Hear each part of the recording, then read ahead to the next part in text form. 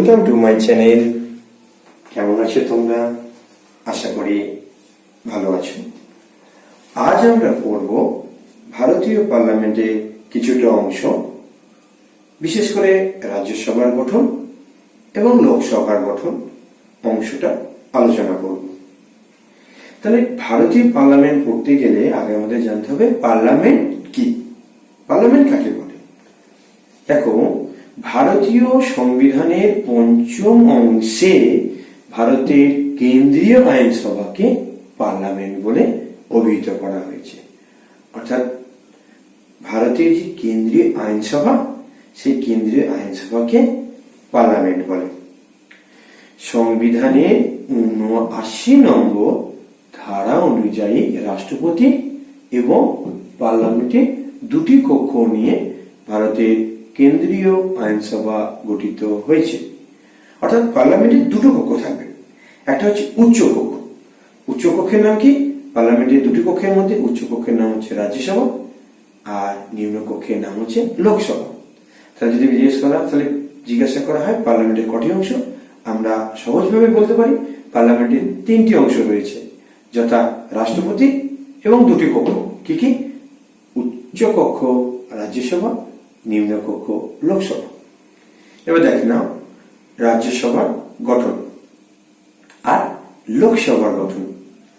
রাজ্যসভা উচ্চ কক্ষ, সেটাই লেখা হয়েছে, এটি পার্লামেন্টের উচ্চ কক্ষ। আর লোকসভা পার্লামেন্টের নিম্ন কক্ষ।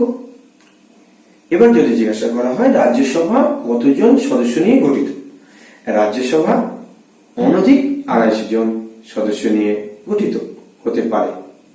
অনধিক মানে ২৫০ বেশি হবে না, ২৫০ কম হতে পারে। রাজ্যসভা অনধিক ২৫০ জন সদস্য নিয়ে গঠিত। তার লোকসভা কতজন? লোকসভা অনধিক ৫৫২ জন সদস্য নিয়ে গঠিত হতে পারে।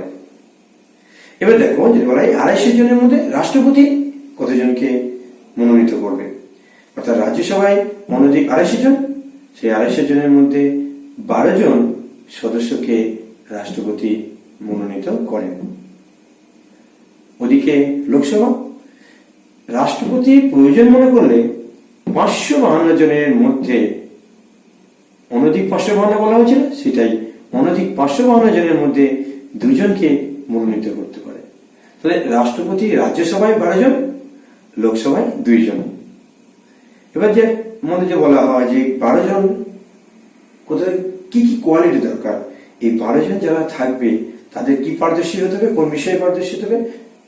মনোনীত সদস্যদের, অর্থাৎ এই ১২ জন সদস্যদের সাহিত্য, বিজ্ঞান, সমাজসেবা, চারুকলা, এছাড়াও আরো অনেকগুলো আছে, সেজন্য প্রভৃতি শব্দটা দেওয়া হয়েছে যে মনোনীত ১২ জন সদস্যদের সাহিত্য, বিজ্ঞান, সমাজসেবা, চারুকলা প্রভৃতি বিষয়ে পারদর্শী হতে হয়।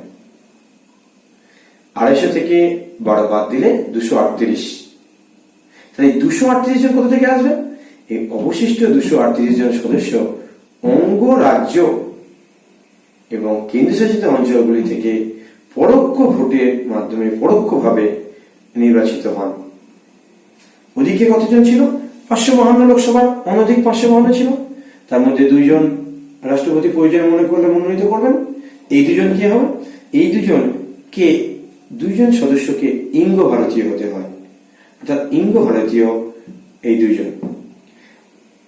৫৫২ থেকে ২ বাদ দাও, কত হয়?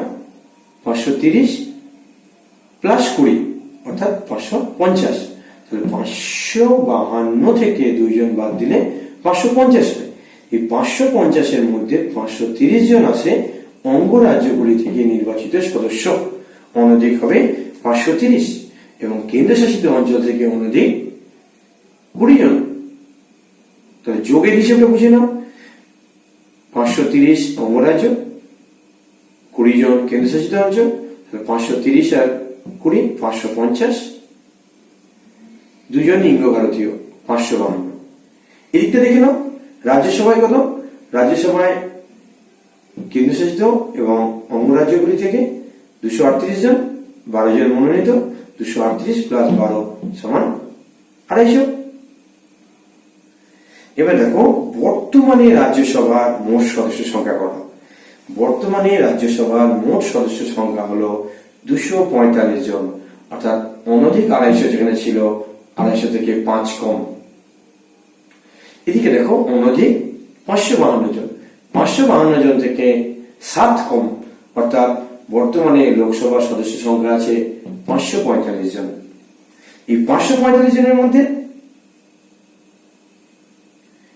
530 জন আসে অঙ্গরাজ্যগুলি থেকে, 13 জন আসে কেন্দ্রশাসিত অঞ্চল থেকে, আর 2 জন তো আমরা আগেই পেয়েছি। 530 জন অঙ্গরাজ্যগুলি থেকে,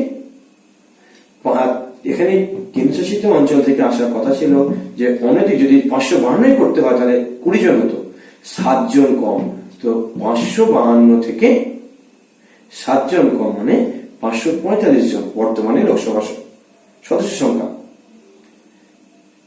যদি সারাংশ ছোট করে বলে নেওয়া যায়, রাজ্যসভা উচ্চকক্ষ, লোকসভা নিম্নকক্ষ। রাজ্যসভা অনধিক 250 জন সদস্য নিয়ে গঠিত হতে পারে, লোকসভা অনধিক 552 জন সদস্য নিয়ে গঠিত হতে পারে। রাষ্ট্রপতি রাজ্যসভায় 12 জনকে মনোনীত করে, রাষ্ট্রপতি প্রয়োজন মনে করলে লোকসভায় 2 জনকে মনোনীত করেন। মনোনীত সদস্যদের সাহিত্য, বিজ্ঞান, সমাজসেবা, চারুকলা প্রভৃতি বিষয়ে পারদর্শী হতে হয়। এখানে 2 জন যারা আছে তারা ইঙ্গ ভারতীয় হতে হয়। অবশিষ্ট 238 জন সদস্য অঙ্গরাজ্য এবং কেন্দ্রশাসিত অঞ্চল থেকে পরোক্ষ নির্বাচিত হয়, পরোক্ষভাবে।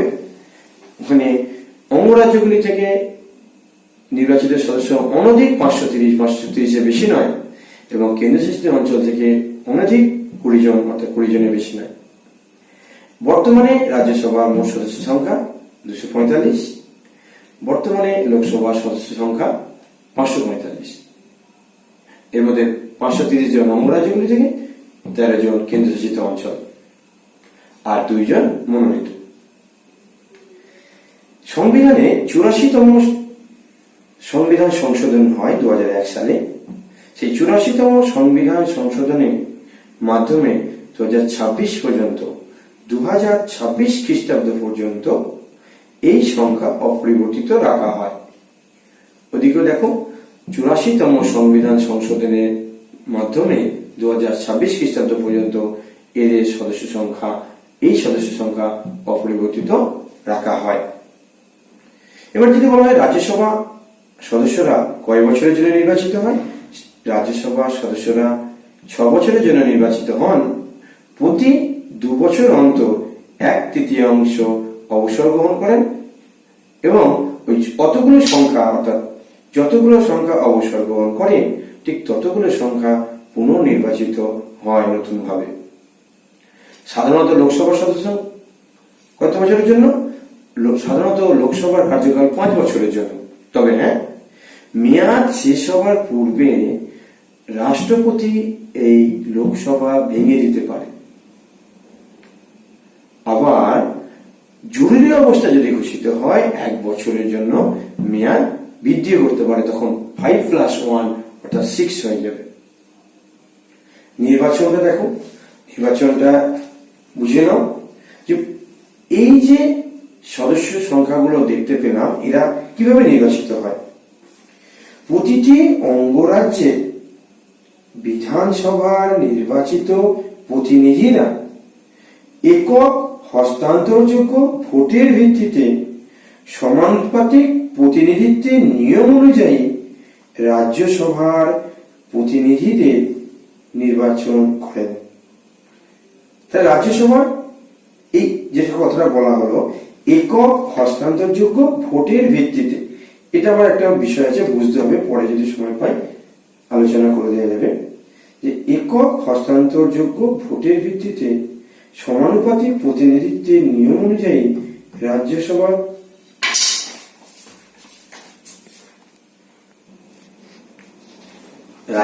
নির্বাচনটা ভালো করে একটু বুঝে নাও। যে বর্তমানে কতজন সদস্য সংখ্যা ছিল বললাম, বর্তমানে রাজ্যসভার সদস্য সংখ্যা 245 জন।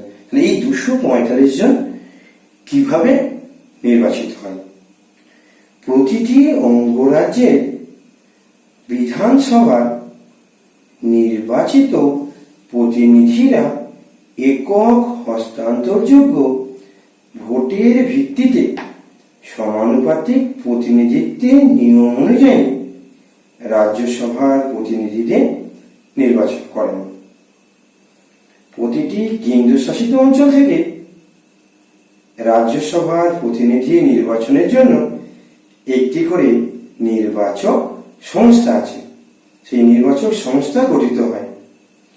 এই নির্বাচক সংস্থার সদস্যরা একক হস্তান্তরযোগ্য ভোটের ভিত্তিতে সমানুপাতিক প্রতিনিধিত্বের নিয়ম অনুযায়ী রাজ্যসভার প্রতিনিধিদের নির্বাচন করেন।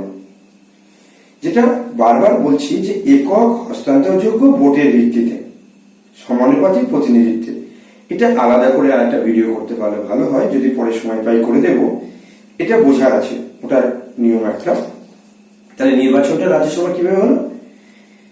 রাজ্য বিধানসভা অর্থাৎ প্রতিটা গোটা ভারতবর্ষে যতগুলো রাজ্য আছে সেই প্রতিটা অঙ্গরাজ্যের বিধানসভা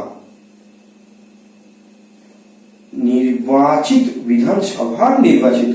আমরা জানি যে অঙ্গরাজ্যের উচ্চ এবং নিম্ন দুটো কক্ষ আছে। উচ্চ কক্ষের নাম বিধান পরিষদ আর নিম্ন কক্ষের নাম বিধানসভা। সেই নিম্ন কক্ষ যেটা সরাসরি মানুষের ভোটের দ্বারা নির্বাচিত সদস্য যারা, প্রতিটি অঙ্গরাজ্যে বিধানসভার নির্বাচিত প্রতিনিধিরা একক হস্তান্তরযোগ্য ভোটের ভিত্তিতে সমানুপাতিক প্রতিনিধিত্বের নিয়ম অনুযায়ী রাজ্যসভার প্রতিনিধিদের নির্বাচন করেন। এটা গেল অঙ্গরাজ্যগুলি থেকে। নেক্সট হচ্ছে কেন্দ্রশাসিত অঞ্চল থাকবে। কেন্দ্রশাসিত অঞ্চল থেকে রাজ্যসভার প্রতিনিধি নির্বাচনের জন্য একটি করে নির্বাচক সংস্থা গঠিত হয়। এই নির্বাচক সংস্থার সদস্যরা একক হস্তান্তরযোগ্য ভোটের ভিত্তিতে সমানুপাতিক প্রতিনিধিত্বের নিয়ম অনুযায়ী রাজ্যসভার প্রতিনিধিদের নির্বাচন করেন। তাহলে আমাদের মোটামুটি করে বোঝা গেল যে রাজ্যসভার নির্বাচন কি করে হয়, রাজ্যসভার সদস্যরা। এবার কথা হচ্ছে লোকসভার সদস্যরা নির্বাচন কি করে হয়। লোকসভার সদস্যরা সরাসরি মানুষের ভোটের মাধ্যমে নির্বাচিত হয়। গোটা দেশ থেকে, যেমন বললাম অঙ্গরাজ্যগুলি থেকে আসবে 530 জন এবং কেন্দ্রশাসিত অঞ্চলগুলি থেকে বর্তমানে 13 জন আসে এবং 2 জনকে রাষ্ট্রপতি মনোনীত করতে পারে। 530 প্লাস 20 জন যেটা ছিল আমাদের কেন্দ্রশাসিত অঞ্চল, কিন্তু 7 জন কম আসে, বর্তমানে নেওয়া হয় 13 জনকে। তাহলে 530 প্লাস 13 প্লাস 2, 530, 13 এবং 2, মোট 545 জন বর্তমানে লোকসভার সদস্য সংখ্যা। এবার দেখো, যদি জিজ্ঞাসা করে যে রাজ্যসভা যখন হয় সেই রাজ্যসভার সভাপতিত্ব করে কে? রাজ্যসভা সভাপতিত্ব করে ভারতের উপরাষ্ট্রপতি। যিনি ভারতের উপরাষ্ট্রপতি হবেন উনি নিজের পদাধিকার বলে রাজ্যসভার চেয়ারম্যান হিসাবে কাজ করবেন বা কার্য সম্পাদন করবেন। লোকসভার কার্য পরিচালনা করেন কে? লোকসভার কার্য পরিচালনা করেন অধ্যক্ষ বা স্পিকার। লোকসভার প্রথম অধিবেশনে সদস্যরা নিজেদের মধ্য থেকে একজন স্পিকার নির্বাচন করেন। এই স্পিকারই লোকসভার কার্য পরিচালনা করেন, যাকে অধ্যক্ষ বলা হয়, স্পিকার বা অধ্যক্ষ। রাজ্যসভার যদি কি হয়, রাজ্যসভার সভাপতিত্ব করবেন উপরাষ্ট্রপতি, উনি নিজের পদাধিকার বলে এখানে রাজ্যসভায় সভাপতিত্ব করেন। লোকসভায় সভাপতিত্ব করেন অধ্যক্ষ বা স্পিকার। এবার যদি কি হয়, রাজ্যসভায় সভাপতিত্ব উপরাষ্ট্রপতি করেন, উপরাষ্ট্রপতির অবর্তমানে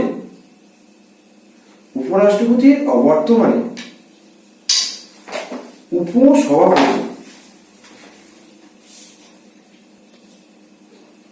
উপরাষ্ট্রপতির অবর্তমানে উপসভাপতি রাজ্যসভার কার্য সম্পাদন করেন। আর অধ্যক্ষ বা স্পিকারের অনুপস্থিতিতে উপাধ্যক্ষ বা ডেপুটি স্পিকার ইনি সভা পরিচালনা করেন। রাজ্যসভা সদস্যদের মধ্য থেকে উপসভাপতি নির্বাচিত হন, আর লোকসভা সদস্যদের মধ্য থেকে অধ্যক্ষ ও উপাধ্যক্ষ অর্থাৎ স্পিকার এবং ডেপুটি স্পিকার নির্বাচিত হন। আজকে মোটামুটি করে যতটা কম সময়ের মধ্যে বোঝানো গেল যে রাজ্যসভার গঠন এবং লোকসভার গঠন, আশা করি বুঝতে পেরেছ। কতগুলি প্রশ্ন দেয়া হলো, যদি বোঝা যায় যেটা পড়ানো হলো সেটা যদি বোঝা যায় কমেন্টে উত্তরটা জানানো হোক। রাজ্যসভার সভাপতিত্ব কে করেন? 1 নম্বর প্রশ্ন। 2 নম্বর প্রশ্ন, লোকসভার সভাপতিত্ব কে করেন? এই দুটি উত্তর কমেন্টে জানানো হোক। যদি পড়ানোটি ভালো লাগে একটি লাইক দেয়া হোক।